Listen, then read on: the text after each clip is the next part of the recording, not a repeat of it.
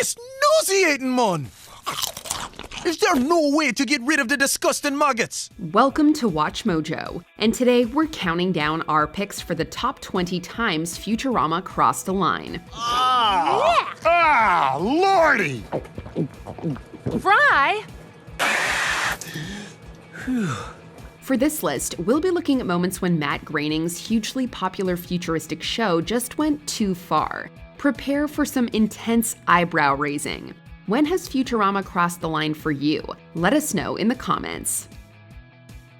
Hey Mojoholics! For a chance to win cash prizes, play our live daily trivia challenges every day at 3 p.m. and 8 p.m. Eastern only at WatchMojo.com/play.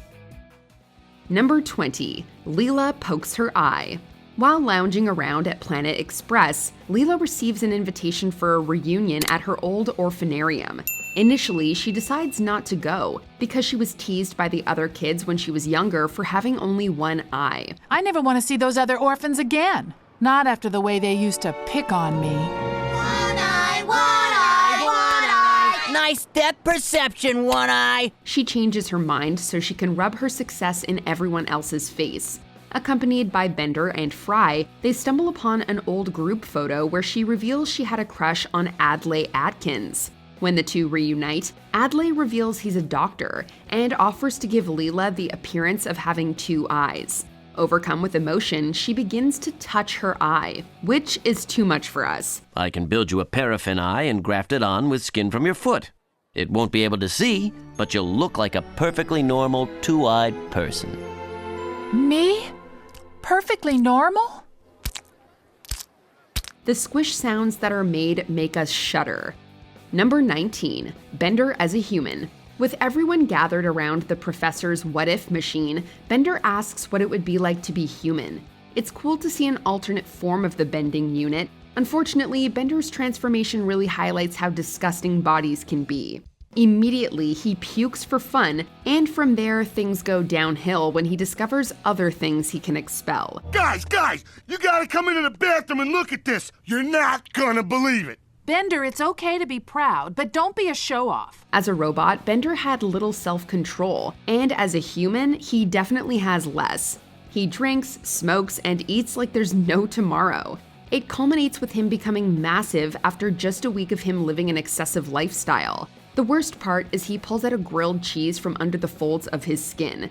We'll be staying away from grilled cheese for a bit. Hey, you like grilled cheese? Number 18. Kiff gives birth. When a couple finds out they're pregnant, it's a cause for celebration.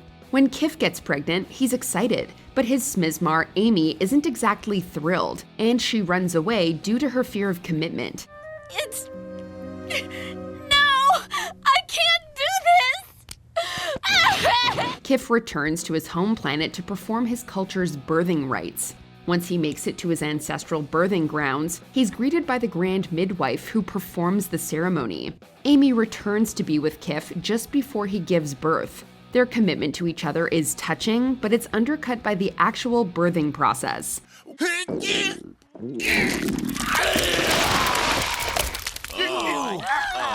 Nothing graphic is shown, but the squishy sounds coming from Kiff make us queasy. And there's a shot of the tadpoles covered in goo. Life may be beautiful, but it isn't always pretty. Number 17. The professor and mom get it on. Mother's Day in the 31st century works a little bit differently than we're used to. Instead of honoring mothers, it honors Mom, whose company is responsible for creating all the robots. She reveals that all of her robots have antennas, so she can control them with a remote control. And on this Mother's Day, she commands them to rebel and make her supreme overlord of Earth. Rebel, my little ones, and conquer the planet!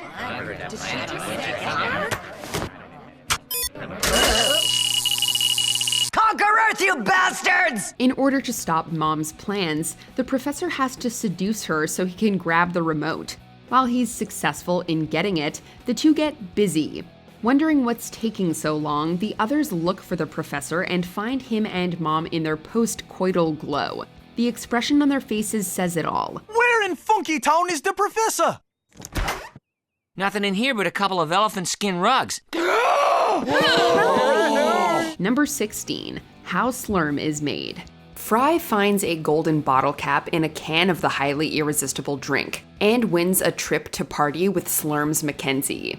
Before that happens, he gets a tour of the factory, traveling along in a boat on a river Slurm. As we sail down the river of Slurm, you'll see our mixologists at work. Fry gets thirsty and falls into the river while trying to drink from it. However, he can't swim, so Leela jumps in to rescue him, and they, along with Bender, go down a drain. From there, they discover how Slurm is actually made from a secretion of the Slurm Queen, pumped directly into the cans.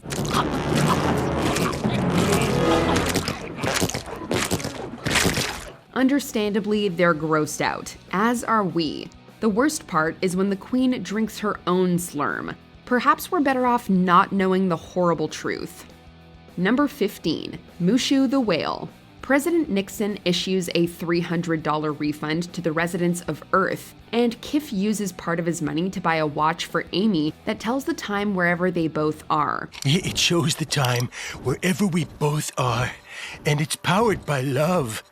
Also, you have to wind it. Oh, somebody won big at skee-ball. While the gift is a sweet gesture, it falls into the tank of Mushu the Whale and ends up in its belly. The Planet Express crew come up with a plan to retrieve the watch by making Mushu throw up. Leela feeds the whale rotten fish, and moments later, it feels the effects from what it ate. Who wants a fish? Not only is the sound off-putting, but it goes on for a bit. Even worse is that when the watch appears, Kiff happily dives into the puke to get it.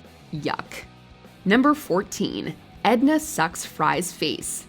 When the crew goes to the gym to work out, Dr. Zoidberg becomes super competitive and aggressive. He's full of male jelly on account of it being mating season for his people. He's taken back to his planet to find a mating partner. He comes across Edna, an acquaintance from high school, but she has no interest in him. Fry offers to help him attract her as a mate. When Edna finds out Fry's been coaching Zoidberg, she falls for Fry. She's able to get Fry alone and plant what we think is a kiss on him.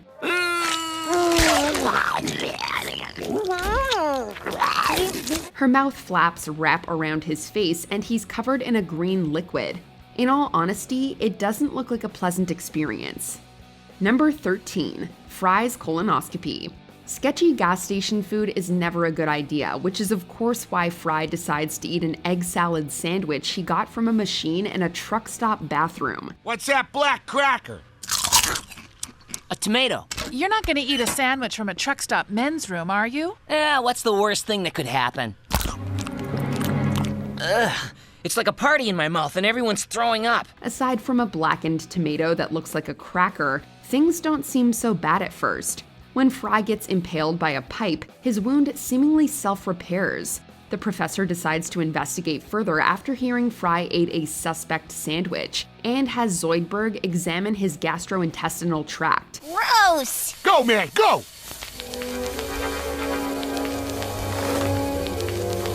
Watch for any subtle irregularity in Fry's bowel. Not only do we get a visual, but we get this awful rubbing, liquidy sound as the camera moves through Fry. Things only get worse as his body is now infested with worms. Number 12. Dwight imitates Bender. Bender's raucous lifestyle can be tempting to outside observers.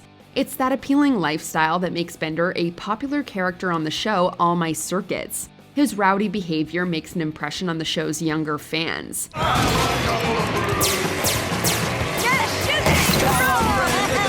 They think Bender is cool and want to be just like him. Dwight, Cubert, and Tinny Tim are influenced by Bender's behavior, and Dwight imitates the robot by taking a puff of a cigar. This causes him to immediately throw up. Look, I'm Bender. The professor and Hermes were right to set up a protest group against Bender. Number 11. Mr. Chunks. When the new iPhone comes out, both Fry and Bender start uploading videos and gaining followers on the Twitcher app. Can you believe 50,000 idiots swallow that crap? Send. Oops. Wait, you have 50,000 followers? I only have 3. Send. They make a bet to see who can get to 1 million followers first. Initially, Fry stipulates it's for $1, but soon they up the ante with the condition that the loser has to do a double somersault into a tub of alien goat vomit and diarrhea. Much to our chagrin, we're introduced to Mr. Chunks, a double-ended alien goat who spews from both ends. Ugh, it's putrid. What do you feed him? What comes out one end, we feed to the other. Not only are the sounds it produces disgusting, but there's a tub full of its inner contents just stewing on the Planet Express building. It's definitely too much for us. Number 10, feces pieces. You want some candy? Ew, you were eating my turds? Feces pieces? Blech! We all know from Fry's hearty Slurm obsession that he'll drink anything, even when it comes out of another creature's butt. However, when Fry is accidentally trapped on Omicron Persei 8 in this blatant parody of E.T. the Extraterrestrial, we learn the true lows of this incorrigible garbage gut. Making a home in the closet of young Omicronian, Jur, he finds sustenance in his friend's feces. With their bright colors and perfectly round shape, sure, they look a lot like candy. But still, even if they tasted like it too, that's just nasty. And I'm still hungry. Do you have any more of that candy? Number 9, Hermes Flesh Puppet. Only the most pathetically useless employee will be fired today. And that employee is... Hermes Conrad. On the surface, Hermes might seem like he's got it all figured out with his great job, a goddess of a wife, and business-smart kid. But underneath it all, he still has some insecurities. So when he fires himself from his own job and is replaced by a robot, Hermes tries to build a better version of himself by turning himself into a machine. Fortunately, what Mecha Hermes throws away, Zoidberg uses to recreate the flesh and blood Hermes, but not before slipping his claw inside the stitched-together body to use it as a ventriloquist dummy. You do you, Zoidberg. So, little Hermes, did you hear I've taken up running? Yeah, from restaurant to restaurant. Ho ho, man! Number 8, violent euthanasia. Blood? I mean blood. Put it back in me! Zoidberg isn't the best doctor, so why does the professor keep him on payroll? Well, it turns out that the two have a secret pact about a terrible disease the professor thinks he contracted years ago. When the symptoms start to show themselves, he asks Zoidberg to euthanize him. I want you to kill me. All right, give me the knife. Only problem is, it has to be by surprise, because he's afraid of dying. All of this could be uncomfortable in and of itself, but it's the way Zoidberg attempts to murder his longtime friend that pushes it too far. Strangulation, electrocution, stabbing? Then again, the elaborate killing machine built by the rest of the crew isn't exactly better.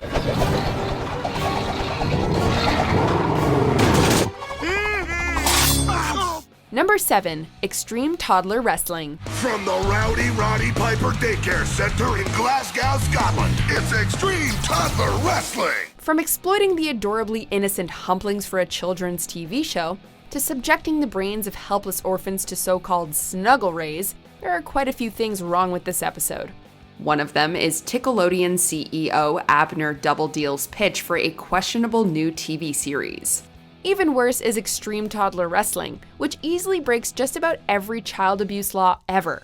Tiny babies pitted against each other in a playpen, one even using a high chair to beat down the other, and all for the amusement of adult fans? Thank goodness it's animated.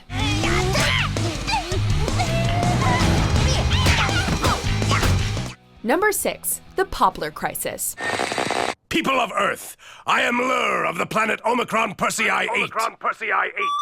Turn down the TV and... Over the course of this show, the crew has quite a few run-ins with Omicron Persei 8, but this is the one that started it all. After a long day's work in space, the hungry trio decide to hunt for snacks on a nearby planet. They discover a delicious protein source that soon also becomes a big hit back on Earth. There's only one problem. They're eating babies, the larvae of the Omicronians. Fry, I wish you'd throw out these week-old poplars. They're getting big and scaly. Ooh, there's one left. You'd think that learning they'd been gobbling down someone's live young like chicken nuggets would be a decisive moment for the crew, but it takes a lot more than that to put some of them off their food. Pop a poplar in your mouth when you come to Fishy Joe's. What they're made of is a mystery. Where they come from, no one knows. You can pick them, you can lick them, you can chew them, you can stick them. If you promise not to sue us, you can shove one up your nose. Number 5, Fry almost loses his lower horn. Remove pads. Here's another encounter with Omicron Persei 8 that we're sure the crew, particularly Fry, would like to forget. When Fry's nose is stolen by aliens who regard human horns as aphrodisiacs, things couldn't get much worse, except that, well, thanks to Bender, they could. After Bender's explanation of human anatomy, the Omicronian leader Lur decides to remove and consume his lower horn instead. What a way to go! The social commentary on our use of animal parts as aphrodisiacs in the real world is clever and funny, but also extremely uncomfortable. Yikes. Ready the lower horn transport vessel. Boy, who knew a cooler could also make a handy wang coffin? Number 4. Fry and Leela get busy in the bodies of the Professor and Zoidberg. Well, I'm off to the royal yacht for a quick seducing snatch. Bender making off with Amy's body and then an Emperor's seems cruel, but that's just the thing we'd expect from the kleptomaniac robot. It's actually Fry and Leela we're focusing on in this entry. With both of them arguing that the other only loves them for their looks, they decide to switch bodies too, Leela into the Professor's body and Fry into Zoidberg's. Did my bodily infirmity embarrass you? Not at all. It's just another thing that makes you a very special lady. This soon escalates into the two using their new bodies to gross each other out, then dropping everything to get busy in public. Makes Bender's scheme seem kinda innocent by comparison.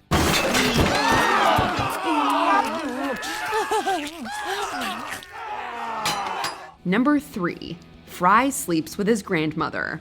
You mean we traveled through time? Die? Some idiot must have put metal in the microwave. Yo. It's the Emmy-winning episode the show became infamous for, and a storyline that continually comes up in later episodes. In this Back to the Future parody, the crew accidentally travel back in time to 1947, which happens to be when Fry's grandparents were dating. Although Farnsworth warns him against tampering with the past, Fry of course visits both, accidentally killing his own grandfather Enos, and then sleeping with his grandmother Mildred. Sure, he ensures his existence by becoming his own grandfather. Causal loops or not, this is a gross one. I mean, if she's my grandmother, who's my grandfather? Isn't it obvious? You are. Number 2. Tentacles galore. Open your necks and receive the love. Naturally, at first, everyone freaks out when the tentacles from another universe plunge into the back of their necks, but instantly they're filled with love and peace, so everything is okay, right? Wrong. All those tentacles? Yeah, it turns out they aren't just tentacles. They're reproductive organs. These aren't tentacles, they're genticles! Ew! The creature was mating with everyone in our universe at the same time. And even if the creature, Yivo, and the universe's population did eventually fall in love, and even move in together for a bit, it all started with the sentient planet taking advantage. We've been had, people! The monster puss is a monster perv! It touched me in a bad place! My spinal cord! Before we continue, be sure to subscribe to our channel and ring the bell to get notified about our latest videos. You have the option to be notified for occasional videos or all of them. If you're on your phone, make sure you go into your settings and switch on notifications. Number 1. Death by Snoo. Computer sentences them to death by Snoo. Yeah! Thanks to this episode, death by Snoo has become a popular phrase, referring to being intimate with a tall or muscular woman. But its origins are actually pretty brutal. On the Futurama planet Amazonia, giant voluptuous women use snoo as a sentence for criminal offenses. Now, in theory, getting it on until you drop might sound like an exciting idea. At least it does for Fry, Zap, and Kiff, who are both terrified and thrilled. But it's also non-consensual, results in a crushed pelvis, and eventually, well, death by snoo. Oh yeah. I had snoo. Did you enjoy this video? Check out these other clips from WatchMojo and be sure to subscribe and ring the bell to be notified about our latest videos.